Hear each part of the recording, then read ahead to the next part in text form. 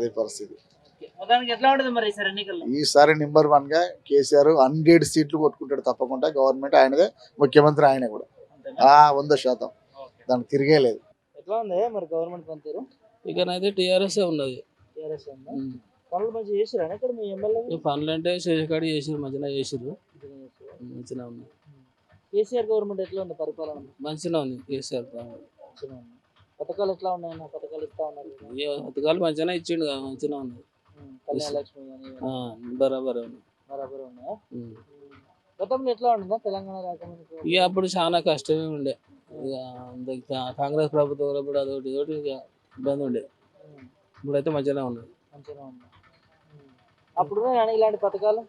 ఇక అప్పుడు ఎక్కడ లేవు. అప్పుడు ఇప్పుడే కొత్త పెట్టి జర మంచిగా ఉంది. మంచిగా నడిపిస్తారంట. మంచిగా. ఓకేనే. మరి మొత్తానికి మళ్ళీ ఎన్నికలు వస్తున్నాయి. ఈ ఎన్నికలకు అధికారంలో రాకముందు నేనే ముఖ్యమంత్రి ఇవాళ అనుకుంటారు కదా. రెడ్డి అంటాడు. వాళ్ళు అనుకుంటారు గెలిచేదానికి ఎవరు చెప్పలేం కదా. ఎవరు చెప్పలేమంటావా? గెలిచినాక తెలుస్తుంది. ఎల్బీ స్టేడియంలో ప్రమాణ స్వీకారం చేస్తా అంటాడు. ఇవన్నీ చేస్తాడు ఆయన. అన్నీ చేస్తా అంటారు కానీ గెలిచినాక ఎవరు చేసేది తెలియదు. ఎవరు చేసేది లేదంటారు. ఓకే. ఇప్పుడు ఈ రైతులకి ఇచ్చే రైతు బంధు దాన్ని ఇవ్వద్దు, ఆపేయాలని చెప్పి కాంగ్రెస్ నాయకులు. రైతులకు రైతు బంధు ఇవ్వకపోతే చాలా ఇబ్బంది అవుతుంది. ఎందుకంటే మంచి పద్ధతి పెట్టిండు, మంచిగా చేస్తున్నాడు.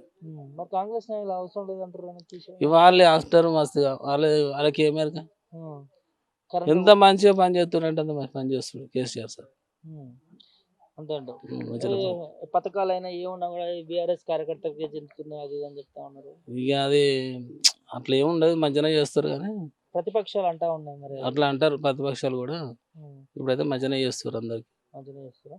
మరి ఈసారి ఎన్నికలు వస్తున్నాయి, ఎవరు గెలిపించుకుంటారు? కాంగ్రెస్, బీజేపీ ఉంది, ఇటు కేసీఆర్ అయితే వస్తాడు పక్క. కేసీఆర్ అయితే వస్తాడా? ఇలా చెప్పగలుగుతారు. కేసీఆర్ ఇక పనులు మంచిగా చేసిండు కాబట్టి ఆయన వస్తాడు కంపల్సరీ. అంతేనా? కాంగ్రెస్ నాయకులు కూడా మేము కూడా చేస్తాం అధికారం, మాకు ఒకసారి ఈసారి ఇవ్వండి అది అని చెప్తా ఉన్నారు. ఇక కాంగ్రెస్ అధికారం ఉన్నప్పుడు ఒక రకంగా ఉండే, ఇప్పుడు వచ్చినాక ఒక రకంగా అయిపోయింది. ఒక్కొక్క అవకాశం ఇవ్వరని అంటారు కానీ అంటారు వాళ్ళు. అవకాశం ఎట్లా ఇస్తారు చెప్పండి? మంచి పనులు చేసినప్పుడు మంచిగానే ఉంటుంది కానీ ఇట్లా చేయరు కదా. ఎవరున్నారు మీ దగ్గర ఈసారి? టీఆర్ఎస్ నుంచి, కాంగ్రెస్ నుంచి? టీఆర్ఎస్ నుంచి అయితే కాంగ్రెస్ నుంచినే ఉన్నది. కాంగ్రెస్ నుంచి ఆయన బీర్లాయిలే ఉన్నాడు. బీజేపీ నుంచి? బీజేపీ నుంచి తెలియదా? ఎట్లా ఉంటాం మరి ఈసారి పోటీ ఇక్కడ? ఇక్కడైతే గొంగడి సూరితోనే గెలుస్తుంది. గెలుస్తుందా? వీళ్ళు లేకపోతే ఏం లేదంటే పట్టు ఉన్నది, ఆయన కూడా కొంచెం పట్టు ఉన్నది కానీ ఓట్లయితే మనకి ఎక్కువనే ఉన్నాయి ఇక్కడ. టీఆర్ఎస్ ఎక్కువనే ఉంటుంది. టీఆర్ఎస్ కి ఎందుకు మొగ్గు చూపుతారు, ఎందుకు వేస్తారు? ఎందుకంటే పనులు మంచిగా చేసిండు కాబట్టి. అట్లే మళ్ళీ కేసీఆర్ వస్తాడంటావా? వస్తాడు. ఏం పేరే? నా పేరు భిక్షపతే. ఏం చేస్తుంటారు? ఆటో నడిపిస్తుంటా. ఏ ఊరు, ఎక్కడి నుంచి? ఇక్కడనే లోకల్. లోకల్ అంటే ఊరు పేరు? ముఠకొండూరు.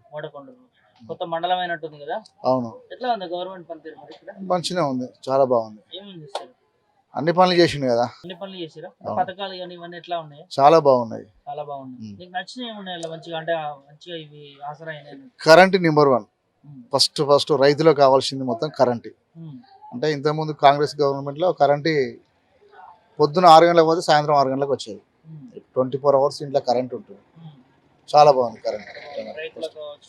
రైతులకు రైతు బంధు ఇస్తారు. ఇంతకుముందుకు రైతు బంధు ఇచ్చే దాఖలు ఎప్పుడు కూడా లేదు. కేసీఆర్ దాన్ని రైతులను దృష్టిలో పెట్టుకొని రైతు బంధు అనేది చాలా ప్రాముఖ్యం. రైతు బీమా కూడా చాలా ప్రాముఖ్యం. అసలు అంటే సాధారణంగా 2 గుంటలు 3 గుంటలు ఉన్న కూడా రైతు బీమా అంటే చాలా ఉపయోగపడుతుంది. అంటే ఒకవేళ హఠాత్తుగా చనిపోతే కుటుంబానికి ఎంతో అవసరం అవుతుంది. రైతు బీమా చాలా ప్రాముఖ్యం. కళ్యాణ లక్ష్మి కూడా మనం దాన్ని కూడా తీసుకోవచ్చు. ఎందుకంటే పేదరికం ఉన్న వరకు ఎంతో కొంత చాలా ఆసరా అవుతుంది. కళ్యాణ లక్ష్మి చాలా బాగుంది.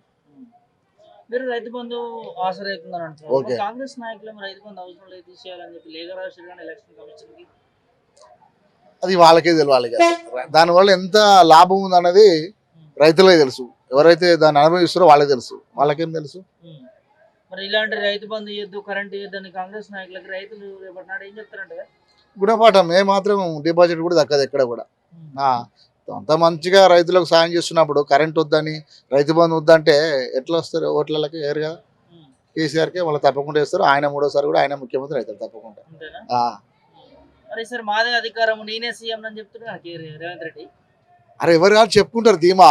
ఇప్పుడు ఎందుకంటే ఎవరైనా కాదని చెప్పుకోరుగా, నేనే అవుతానని చెప్పుకుంటారు. అయినా ఇప్పుడు ఊళ్ళలో స్పందన ఎట్లుందంటే పెన్షన్ మెయిన్ ఇంపార్టెంట్, వృద్ధాప్య పెన్షన్లు, ఒంటరి మహిళ పెన్షన్ ఇస్తారు. వాళ్ళందరూ కూడా తప్పకుండా కేసీఆర్కి వేస్తాం అన్నట్టుగా వాళ్ళు రోడ్డు మీదకి రాకపోవచ్చు కానీ ఓటు మాత్రం తప్పకుండా కేసీఆర్కి వేస్తారు వాళ్ళు. కాంగ్రెస్ మేనిఫెస్టో కూడా పెట్టింది 4,000 మేము కూడా ఇస్తాం పింఛన్లు అని చెప్పి అంటాం. అంటే ఇదే ఇస్తుండే ఆల్రెడీ మస్తు చెప్తారు. చెప్పినంత మాత్రాన కాదు కదా, ఇంతకుముందుకు ఇస్తారు కదా వాళ్ళు, తప్పకుండా అటే చేస్తారు. గ్యాస్ సిలిండర్ ఇస్తా అంటుంది కాంగ్రెస్. మరి ఇంతకుముందుకు ఎందుకు చెప్పలేదు?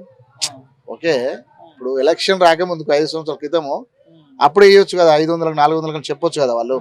కర్ణాటకలో కూడా వాళ్ళ ప్రభుత్వం ఉంది కాంగ్రెస్ గవర్నమెంట్. ఓకే, అక్కడ ఉండొచ్చు. ఇస్తలేరంట, మరి ఇక్కడ ఇస్తారంట, ప్రజలు నమ్ముతారా? మరి ఎట్లా నమ్ముతారు?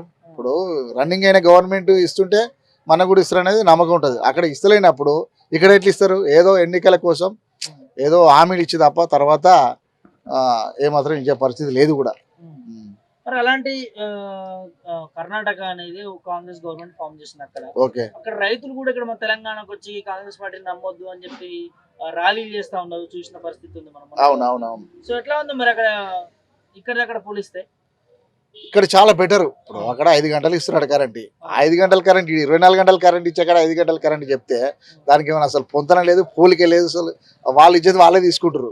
అంటే మేము 5 గంటలు ఇస్తున్నట్టుగా వాళ్ళే చెప్పుకుంటారు. రుజువు అదే రుజువు కదా. అదే కదా, ఇప్పుడు ప్రతి సభలో కూడా అదే నడుస్తుంది కదా. ఇప్పుడు 24 గంటల కరెంట్ ఎక్కడ, 5 గంటల కరెంట్ ఎక్కడ? అసలు పొంతన లేదు, దానికి అసలు విలువ లేని పరిస్థితి. అంటే వాళ్ళు ఇచ్చేది వాళ్ళే తీసుకుంటారు ఒక మాట చెప్పాలంటే.